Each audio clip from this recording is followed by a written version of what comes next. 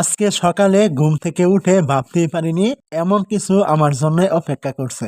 সবকিছু ছিল একদম স্বাভাবিক, কিন্তু হঠাৎ করেই এমন ঘটনা ঘটলো যা আমাকে একেবারে অবাক করে দিল। বিশ্বাসই হচ্ছিল না এটা সত্যি নাকি স্বপ্ন।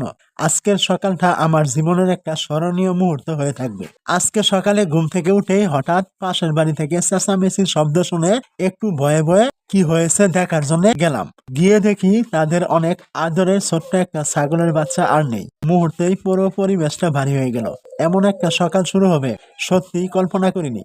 একটা ছোট্ট প্রাণ, কিন্তু তার চলে যাওয়াই এতটা কষ্ট হবে সত্যি বোঝা যায় না যতক্ষণ না আপনি নিজে এমন কোনো কিছু পালন করবেন। ওটা শুধু একটা ছাগলের বাচ্চা ছিল না, ওদের পরিবারের একটা অংশ ছিল। এমন হঠাৎ হারিয়ে যাওয়া মানুষকে ভেতর থেকে নীরব করে দেয়। আজকে বুঝলাম ভালোবাসা ছোট বড় দেখে না, যাকে ভালোবাসি তার হারানোই সবচেয়ে বেশি কষ্ট দেয়। এখন আর কিছু করার ছিল না, মনে মনে মেনে নিতে হলো একদিনে একদিন সবাইকে চলে যেতে হবে। তাই দেরি না করে নিজের হাতেই শেষ দায়িত্বটা পালন করলাম। ছোট একটা সমাধি বানিয়ে দিলাম ওর জন্য।